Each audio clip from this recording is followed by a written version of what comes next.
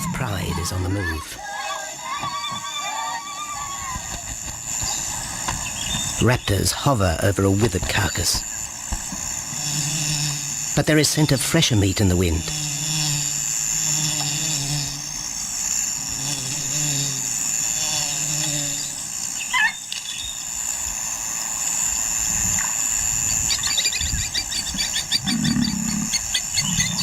Pickings have been slim for Nabamba's pride since her fight with a startled warthog. The lioness is limping from the encounter. And even the pride's big male, Jabu, wonders when his next meal will come.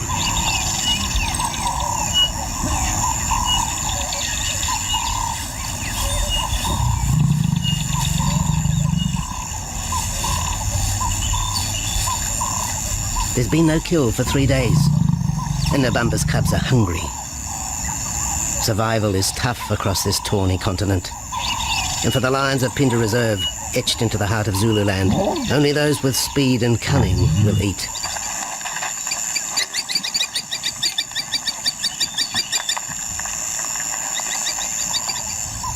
For this pride anyway, it's been a long time between meals.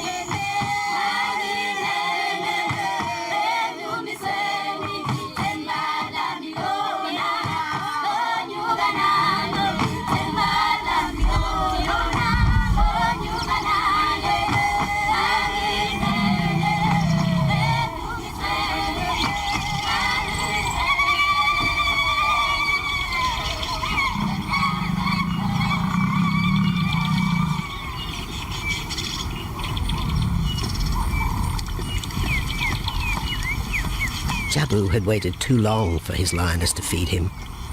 Overnight, his stealth carried him into the path of a careless zebra. The rest of the herd is still skittish. One animal had already lost his tail to a hungry pride, but for the dazed stallion, it was all over in seconds.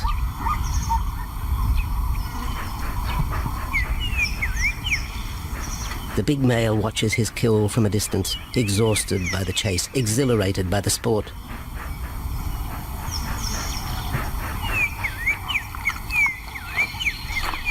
Jabu will feast later. Tired from the hunt, he needs to rest.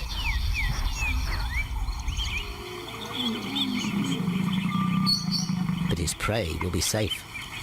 Few scavengers will risk the sudden return of the Lion King.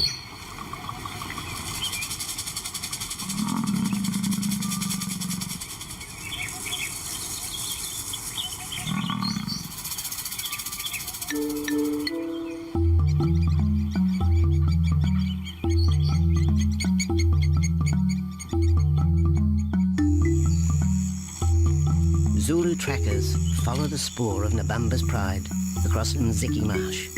This vast tract of savanna is favoured by the lions in the dry air of winter, but it's a region also shared by Pinda's giraffe and white rhino population.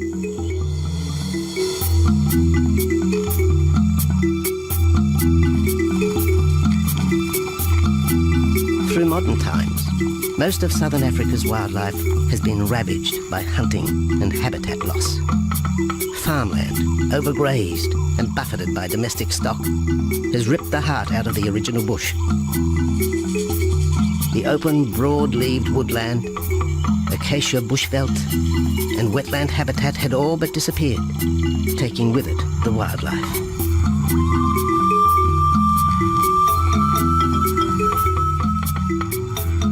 A few years ago, the Pinda project was born. 17,000 hectares of farmland bought up in KwaZulu-Natal along South Africa's eastern seaboard. What followed was the largest game restocking program ever seen on the subcontinent.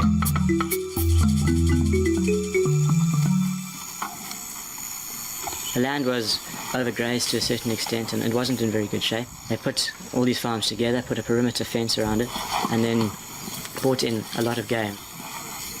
And we brought in elephant, we brought in rhino. We started off with those sort of animals and then started with cheetah, bringing in cheetah onto the reserve, mainly to get them used to the area before the lions came on, because the lion is a more superior predator as such and would dominate the cheetahs. We wanted to get them settled first before the lions came in.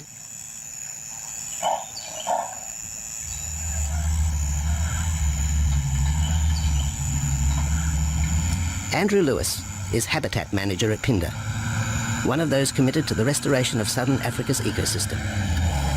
Pinda is the Zulu word for return, and the aim of his company, Conservation Corporation Africa, is to return the land to its traditional wildlife and at the same time restore the habitat to its original state.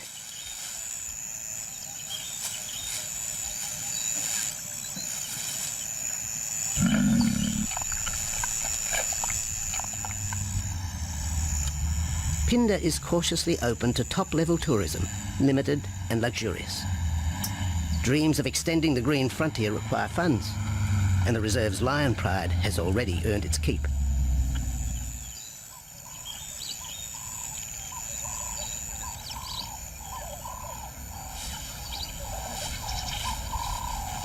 The lions on this property are actually generating revenue for the property through ecotourism, and that they are a benefit to the wildlife because of the draw card. There's a few animals, lions, elephants, for example, and rhinos, and possibly giraffes, but those are your main ones that people come to see.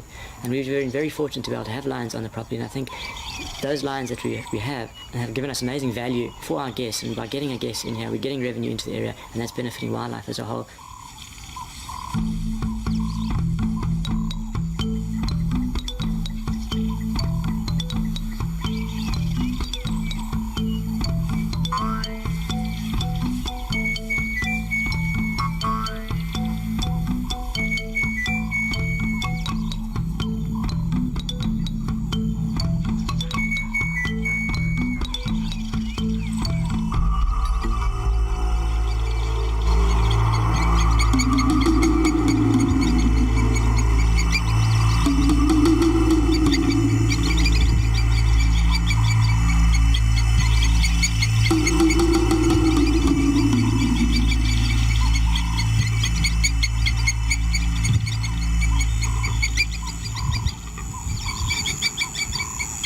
Jabu has returned to his kill.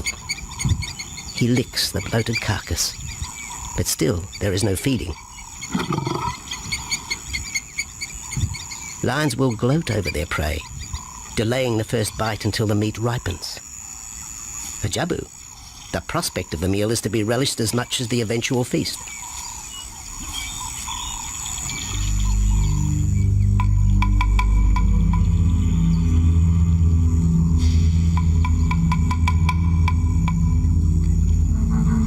Meanwhile, Nabambo's pride is on the prowl. The older cubs are 10 months now, weaned, but still dependent upon Nabambo for food.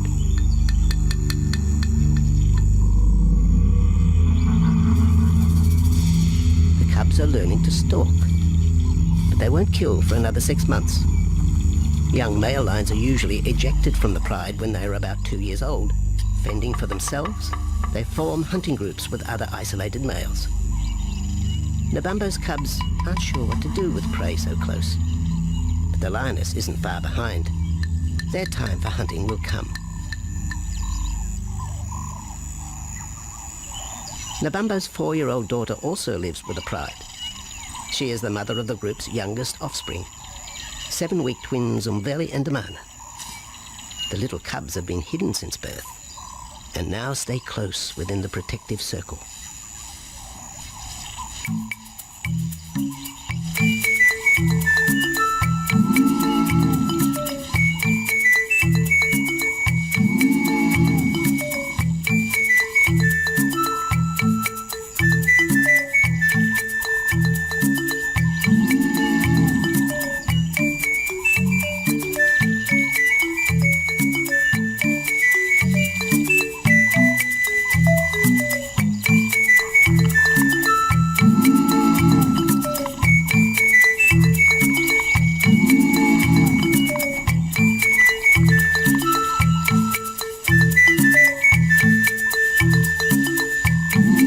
Jabu has little time for his small cub. When he is older, the mana will hunt with his father, but for the moment, the big male has nothing to do with his young son. Dejected, the cub finds solace among his siblings.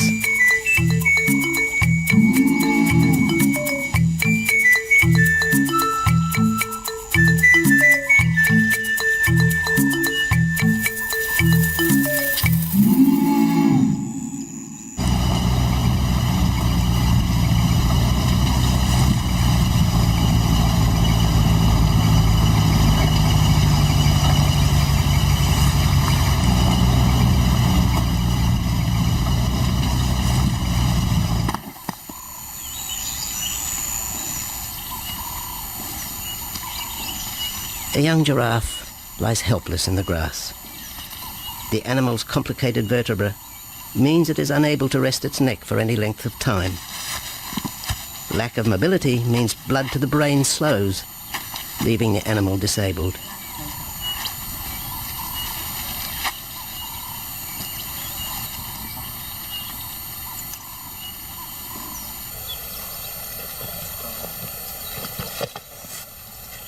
Efforts to lift the head fail, and rather than leave the giraffe vulnerable to predators, the young bull is shot by rangers.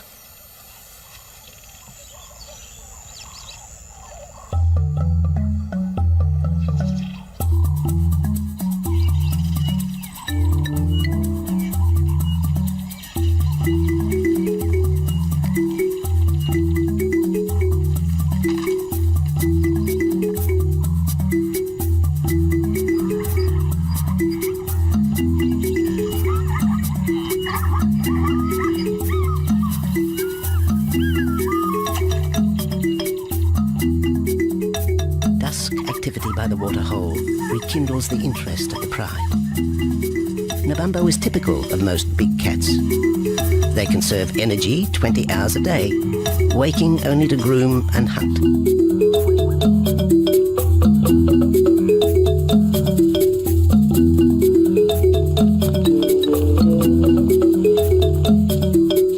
The lioness shows little sign of her injured leg, but the tusks of the warthog have torn sinew and muscle, slowing her in the pursuit of prey.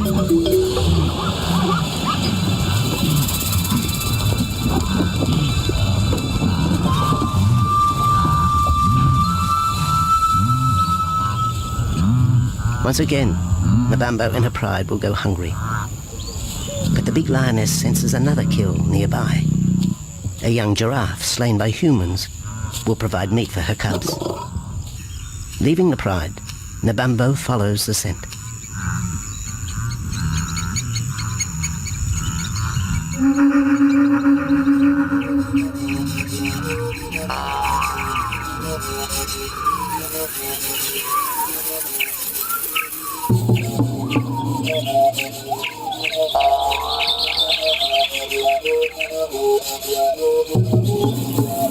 Left alone, the older cubs know the drill. They will wait for Nabambo's call to take them to the kill.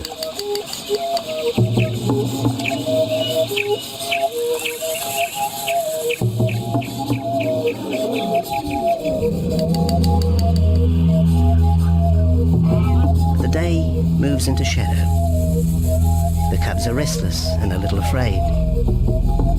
Adult lions have few enemies, but cubs, even those 10 months old, are at the mercy of leopard and other predators.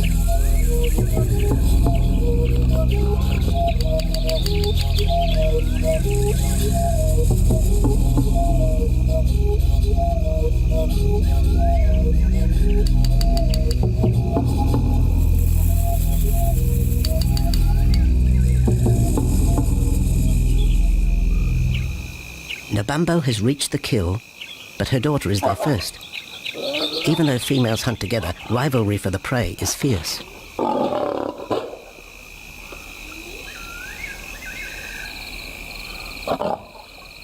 The big lioness begins the trek back for her cubs, but the youngsters have heard her call and they meet halfway.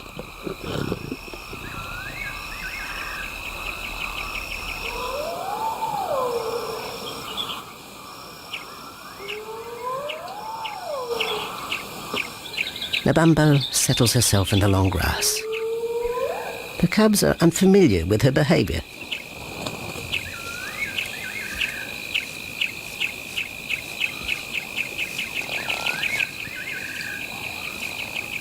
A female will usually head the charge with any kill, splitting the hide of the victim and leading the way for the pride to eat. But there is human scent around the giraffe, and the big lioness is cautious. She watches her cubs, hidden, alert to any potential threat.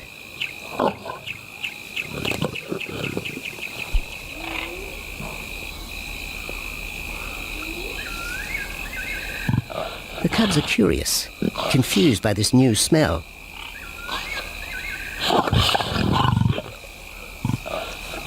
The lioness moves in for a final check, but she has already made up her mind.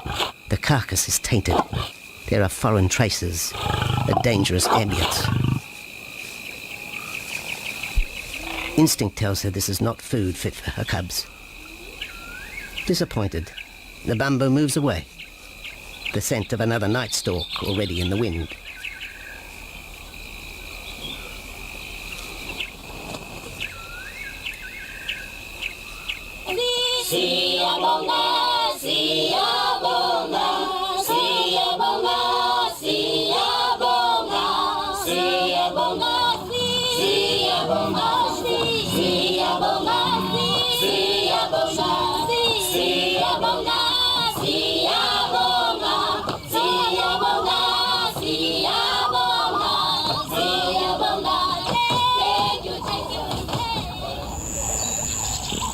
After 2 days, Jabu has returned to his kill with another younger male. 3-year-old Tembi is a son from a previous liaison with Nabambo, and the two paired up after Tembi was ousted from the pride.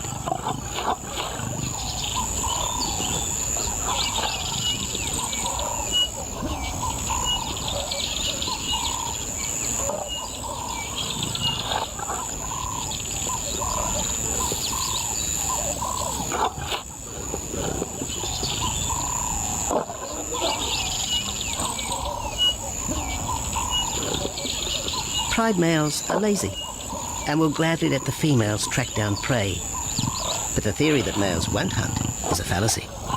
Any hungry male will hunt for himself when no free lunch is provided by the lioness, hyenas or other predators.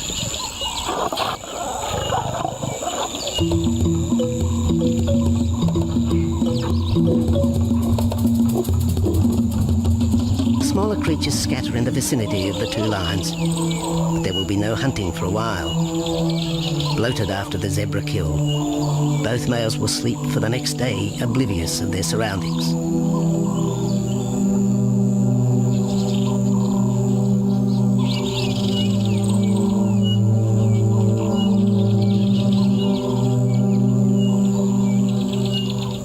Lions hunting in pairs or groups have a success rate of around 30% in daylight, but studies show single hunters are more successful at night. Lions are sociable cats, the only group to take part in communal hunts.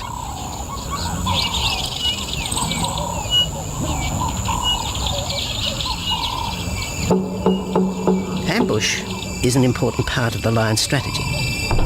Often one pride female will round up the prey from the front, driving it towards a second lioness.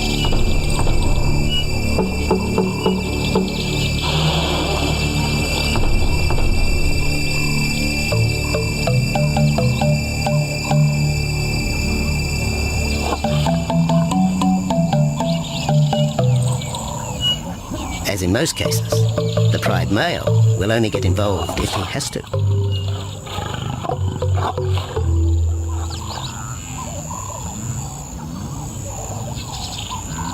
Accidents involving humans are rare in southern Africa's game reserves. Our primal fear of being eaten has been well documented, but in fact, lions seldom attack if they're not provoked. At Phinda, great care is taken to limit the number of people viewing game. Emphasis is placed on causing the animal as little stress as possible.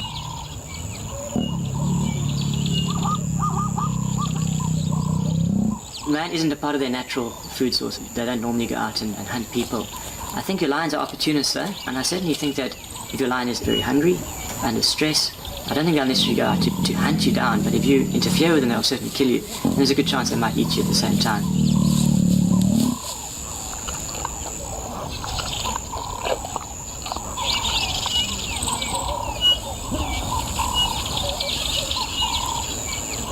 With all animals, it's how you treat them is what's the reaction you're going to get back from them. Certainly at Pinda, all our guides go through a training course and they're all brought up to a certain standard. There is a certain operating ethic with regards to viewing animals, and we certainly try and be as sensitive to the animals as possible.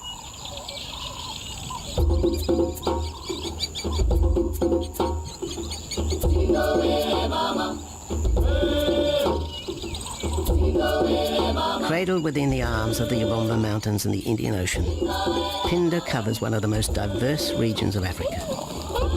Here are found 7 different ecosystems, from palm savanna and bushveld to rare sand forest and dense thorn bush, all restored from the pastoral belt which had swept down the east coast.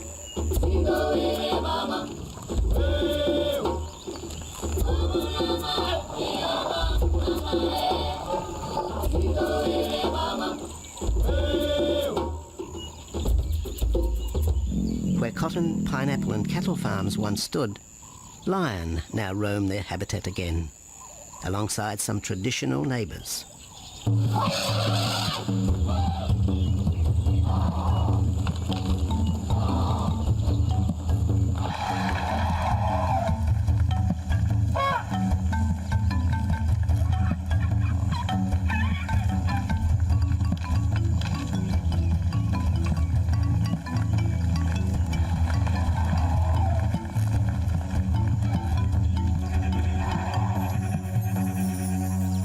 Pinda sees its responsibility to the region extending beyond restoration of habitat and wildlife.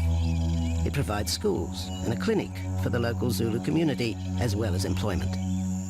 In the eyes of Andrew Lewis, essential ingredients for a successful operation. It's very important to involve the communities around your reserve because they have to benefit as well. There's no point in just taking land, get some investors to invest in it, but if you don't allow the people who are on the periphery of that reserve to benefit from it, you're going to have an immense problem with poaching, and they're going to cut your fences down, and you're just going to have an uphill battle.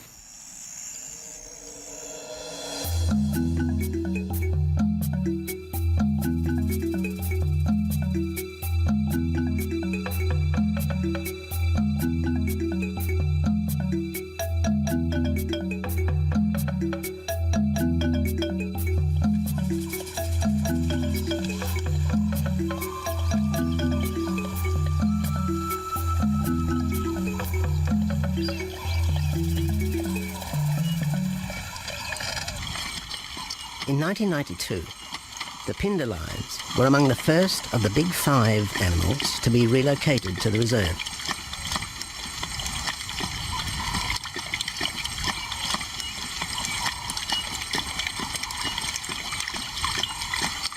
The original pride came from the northern province of South Africa, a vast scrubby region flanked by the ragged Drakensberg Mountains near the Mozambique border.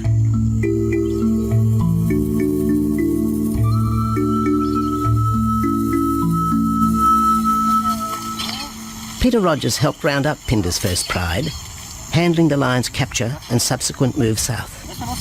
Today, he's head vet at the Hoedspruit Research and Breeding Centre for Endangered Species, overseeing its cheetah breeding program.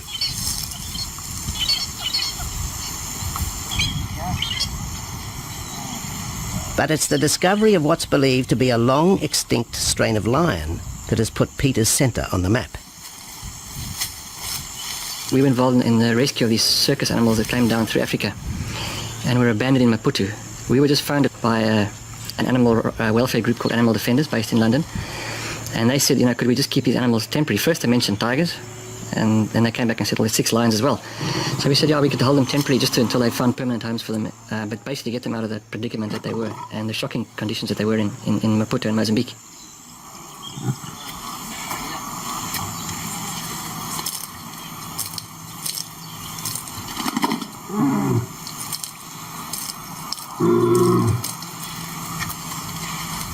When the lions arrived at the breeding centre, their size, pale colouring and the male's thick black belly mane put them into the category of the Cape or Barbary lion, not seen in the wild since the early 1920s.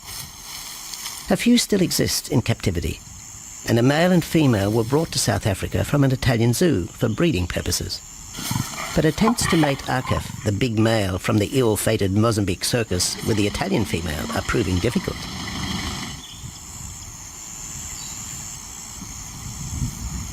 Akef is overprotective, even preventing the lioness from eating when the meat truck arrives.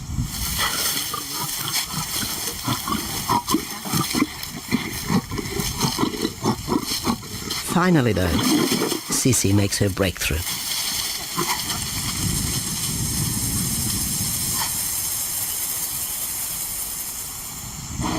We'll see you up in the front there, Mark. You're going to go to that sort of middle central area. Where are you going to go? In the next enclosure, Arturo, the Italian Barbary male, is about to be sedated. His attention to his sister Sisi through the fence is hampering mating efforts, and Peter Rogers is keen to move the big male. He shoots the dart into Arturo's rump. Arturo has been sterilized, but while his breeding days are finished, he'll live out his days at the center. 1.5 minutes now, so... His female companion, another Barbary from the Mozambique circus, is drawn away by the meat truck.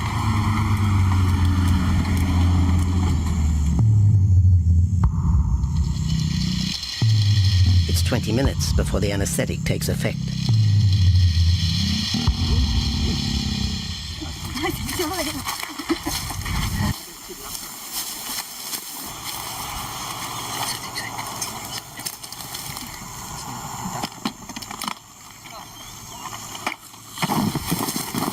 It's nice to be the supervisor. Slowly.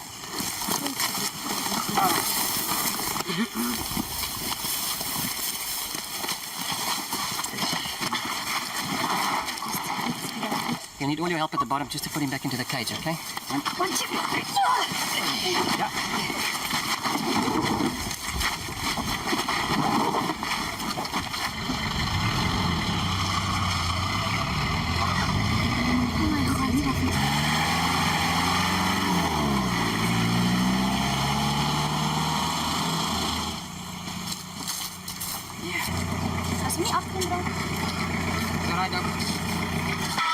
The anesthetic gives Peter Rogers and his team a chance to check over the 12-year-old lion.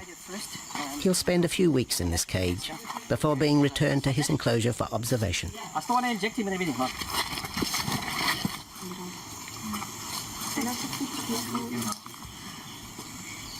It's very exciting to be part of this project because they feel that there are perhaps not many Barbaries, if any, that are really pure, that are left even in captivity. They feel that over time other animals from other genetic bases are brought in. So there's a big project afoot at Oxford University to do the genetics. So that's just getting off the ground now. Okay. We just put under the skin and the neck if we can find the skin under this big beard of his. Normally lions wouldn't have this many ticks, but being from Italy, a European lion, he doesn't have that innate or inherent resistance to ticks. It does come with time. Like a bit of a bit like this. What we can do is put him in there and roll him over inside there.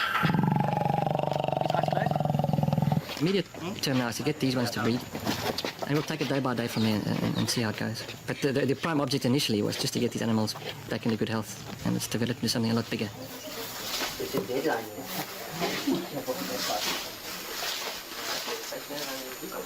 Yeah.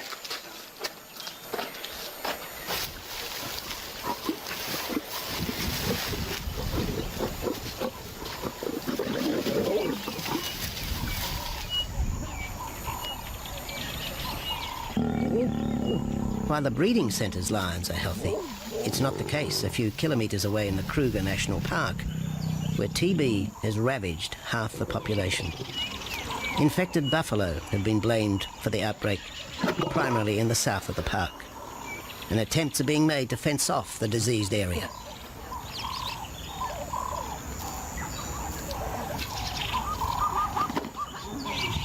And the lions are preying on infected buffalo. Because it's an exotic disease, not an indigenous disease, the lions are totally naive and they've got no resistance to it. So it's a big problem. It's a very difficult decision to make as to what to do. It's a very topical and heated subject at the moment.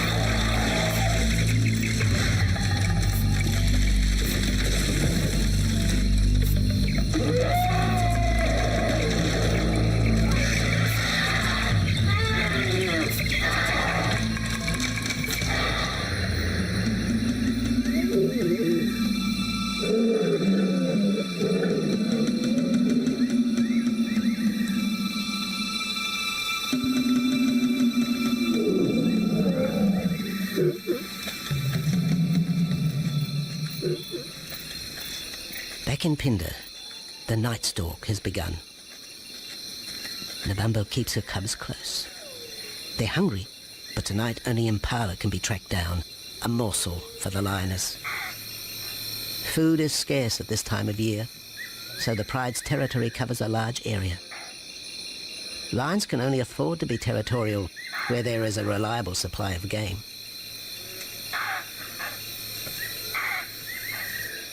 Jabu wants to mate. He's been with his pride for nearly a year now. But Nabambo would prefer a larger group of males around her. Eventually, though, Jabu will have to join forces with other males to have a chance of keeping this pride. The big male is only 7 years old and a fine specimen, weighing in at just under 200 kilograms. For the moment, he's secure. Although tonight, Nabambo has hunting on her mind.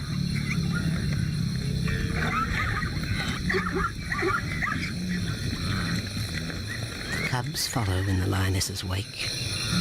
If there is a kill, she will feed first. Often, weak cubs lose out to a hungry mother.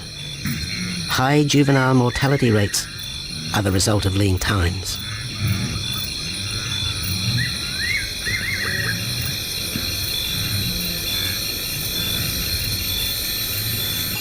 Jabu has had enough.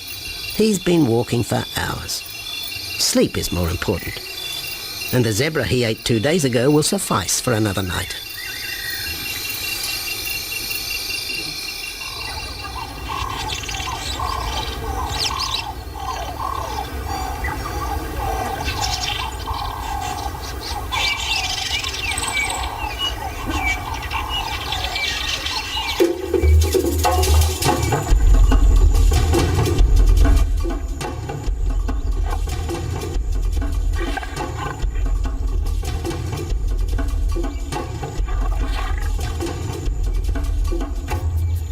Nabambo has made a kill, a young Nyala buck. It's been 3 days since the pride is eaten, and this will provide meat for them all. But the lioness will eat first.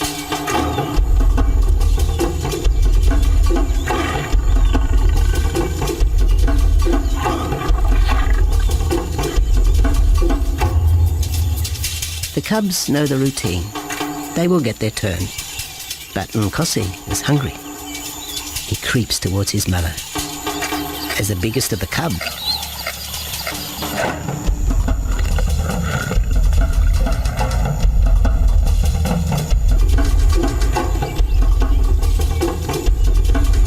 Nkosi watches.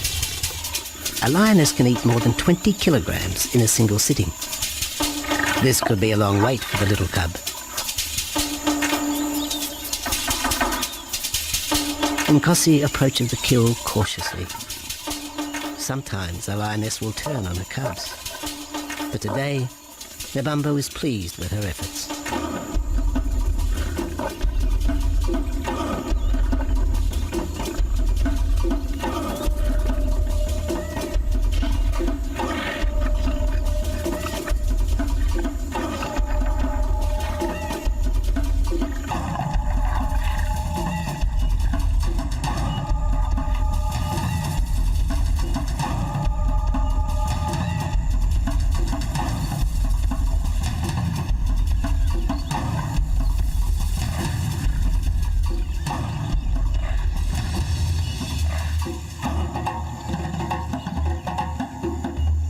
Nabambo has had her fill, for the moment anyway. Lions never eat the stomach of a kill. She will bury it before dragging off the carcass. This way, hyenas and other predators are thrown off the scent. The evidence has been buried. The carcass is no more.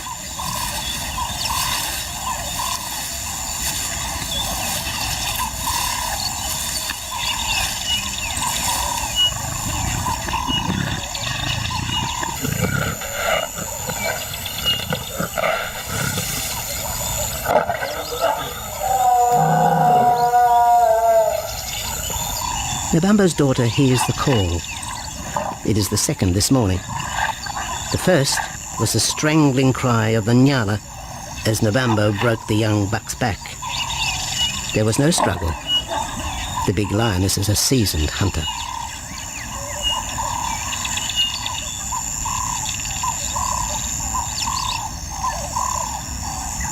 The rest of the pride will feast on the carcass after Nabambo retires.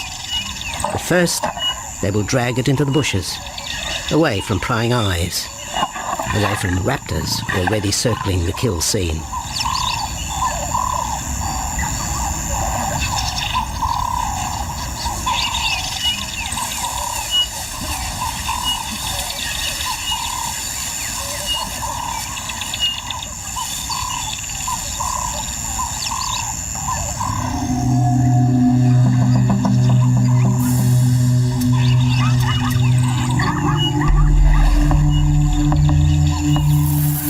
Kill has created a nervous edge. Even the hippo, its bad temper legendary, is flustered, anxious to protect its waterhole. The wildebeest are a favourite prey for lions. Naturally, they feel vulnerable. But for the pride, there is no agitation. Gorged, they will sleep for the next day. Even Mveli and Damana, the 7-week twins, have tasted blood for the first time. But it will be many months before they take part in a hunt. For the moment, they just want to play with Nkosi.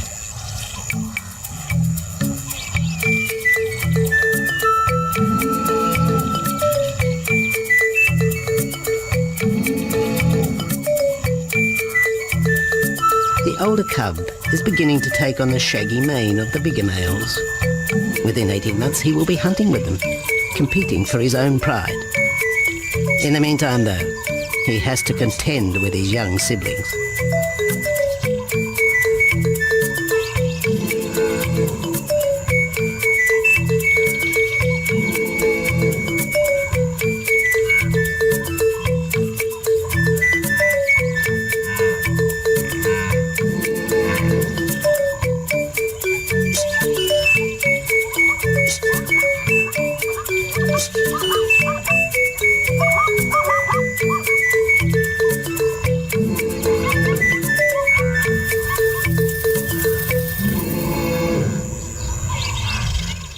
Jabu rejoins the pride.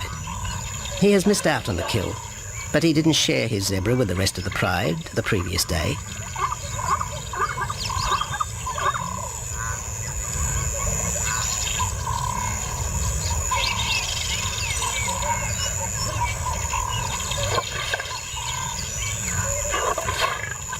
A half-hearted attempt at mating, but the big lion's attention is drawn to a curious onlooker. With the pride so close, the giraffe won't be sitting for long. Drinking and sitting is when they are at their most vulnerable.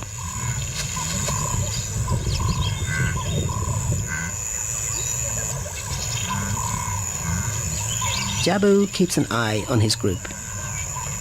Pride takeovers by other males are common, and savage fights can occur between the pride male and the intruder.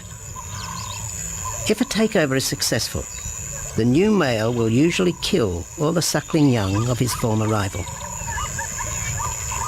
When a nursing mother loses her cubs, she comes into heat within a few weeks. The normal interval between cubs is about 2 years, with a gestation time of 3 to 4 months.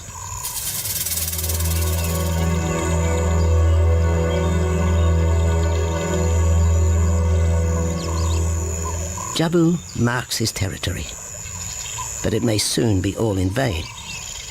A fresh infusion of lion genes is necessary to avoid the effects of long-term inbreeding. It's likely Jabu and his son Tembi will be swapped for males from another game reserve. This will broaden the bloodlines of future lions and avoid the genetic risks currently facing the pride at Phinda.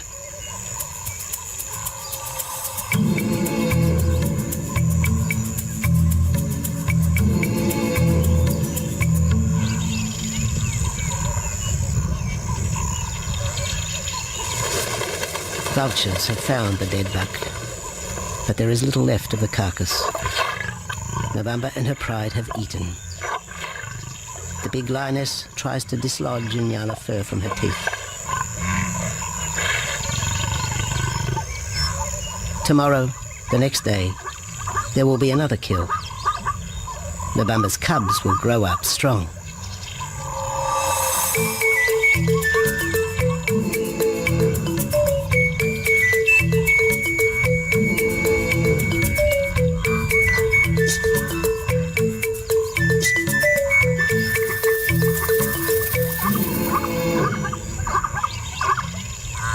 The lion is the greatest of all predators, the essence of all that is Africa. And yet, there are fewer than 50,000 left in the wild. The future for the species lies in managed reserves such as Phinda. Here in Zululand, the lion roams free for the first time since the beginning of this century. At Phinda, the philosophy has always been simple. Africa's wildlife land, undervalued and underutilized, is the continent's most precious natural resource. Focusing on the animals, their habitat and local communities is just the beginning of an African renaissance. Phinda is, after all, the Zulu word for return. Maybe, too, it's a chance for man to redeem himself just a little.